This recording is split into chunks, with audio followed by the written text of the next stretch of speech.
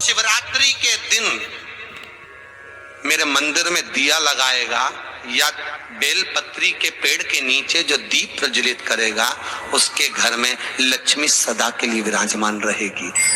जीवन में अगर बहुत तकलीफ है, बहुत कष्ट है, आपको पहले भी कहा फिर कहते हैं, पनत्ती पड़ेगी।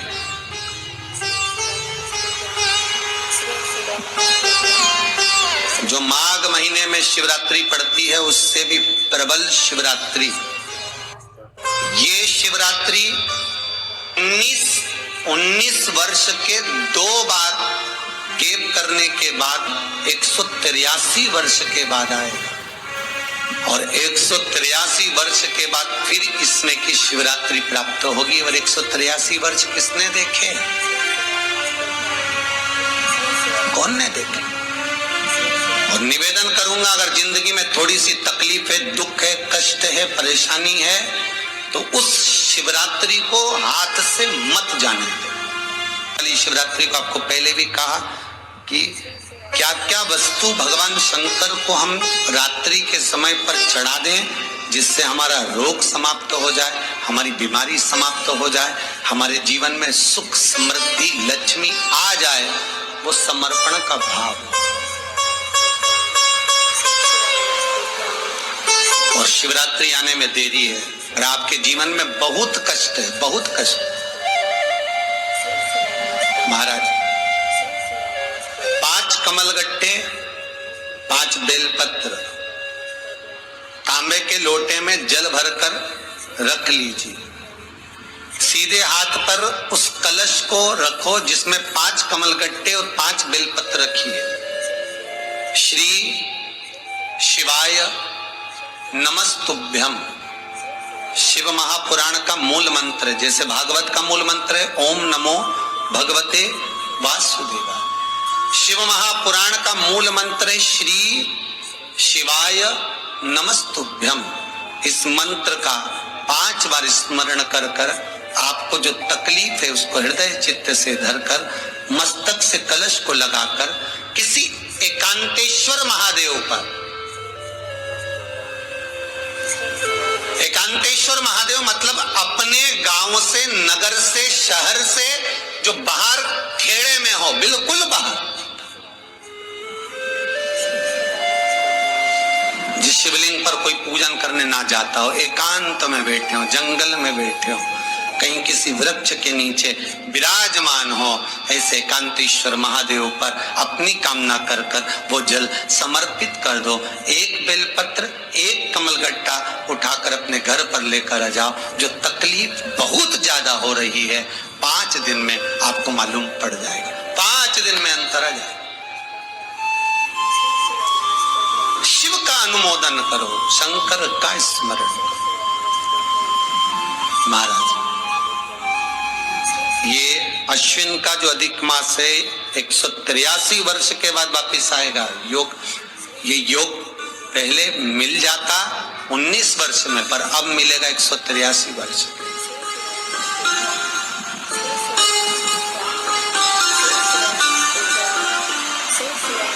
एक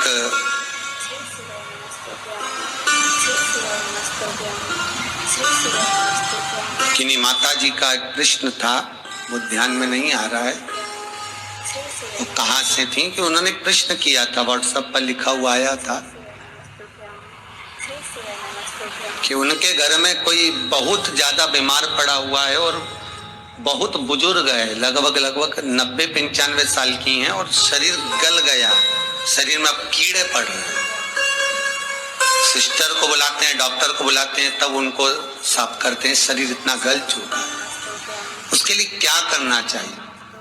एक निवेदन करूंगा, एक भगोनी में गेहूं रख लीजिए, एक पात्र में गेहूं, जो बहुत बुजुर्ग हो चुकी हैं, कीड़े पड़ रहे हैं शरीर में, आपने एकादशी दे दी, गीता जी करवा दी, पाठ करवा दिया, गौदान करवा दिया, मोक्ष करवा दिया, सब कुछ करवा दिया, तो भी मुक्ति नहीं मिल रही है, तो पात्र में गेहूं रखकर उन माता जी की सीधे हाथ की 3 उंगलियां उस गेहूं में डालकर उनका नाम और गोत्र बोलकर वो गेहूं गाय को खिला दीजिए। पात्र किसी गरीबड़े को, भिक्षुक को दे दीजिए महाराज, 3 या 4 दिन में मोक्ष प्राप्त हो जाता है। इतनी अगर भोग रही हैं तो कर सकते, इतना कष्ट अगर भोग रही हैं कि शरीर गल चुका है, कीड़े पड़ रहे हैं शरीर के अंदर और सारी खाल टपक टपक कर गिर रही है, तो उनकी मुक्ति हो, उनका मोक्ष हो। आज माता जी कह रही थी कि हमने गीता जी सुना दी, पाठ कर दिया, सब कुछ कर दिया, गौदान करा दिया, सब करा दिया, पर मुक्ति नहीं। शिव का, शंकर का,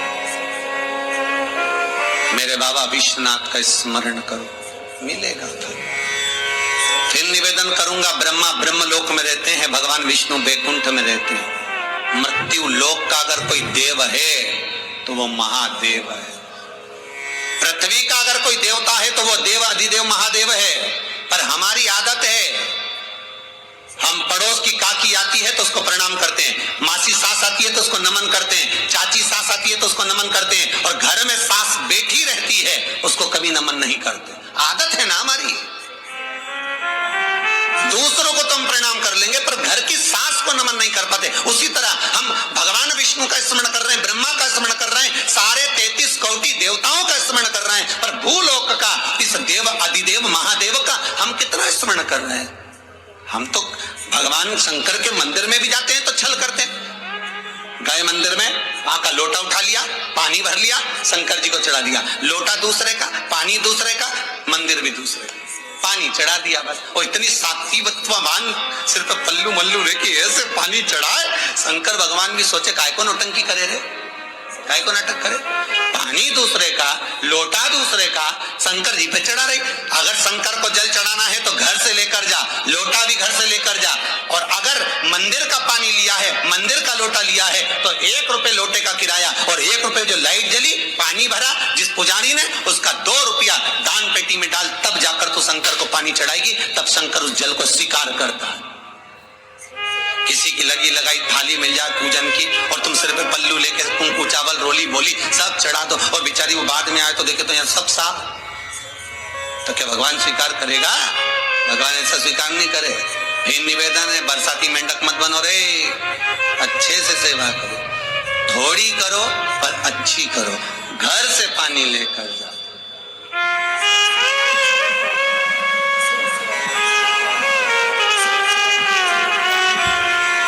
कोतवाली चौराहे से, हमारे सीहोर के कोतवाली चौराहे से कोई बहन जी आई थी 33 मालपुआ लेके,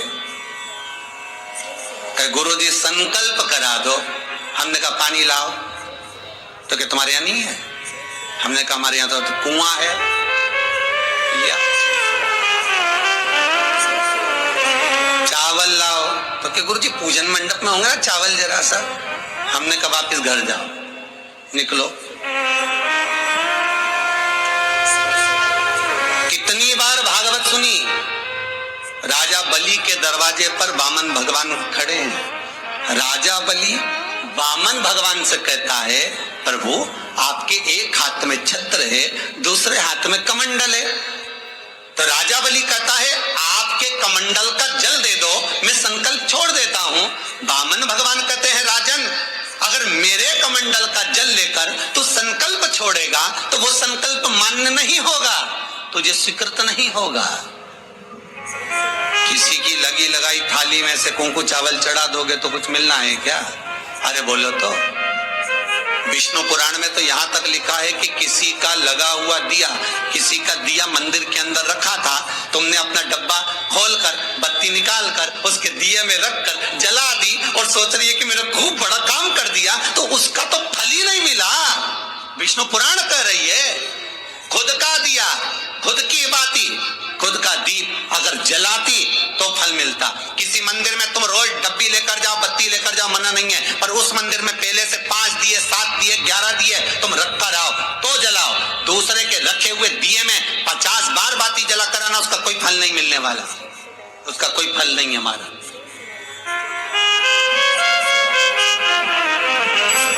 खुद का जल लेकर जाओगे, खुद का लोटा लेकर जाओगे तो फल। यहाँ तो स्वयं भागवत कह रही है, राजा बलि के सामने वामन भगवान कहते राजन तेरे कमंडल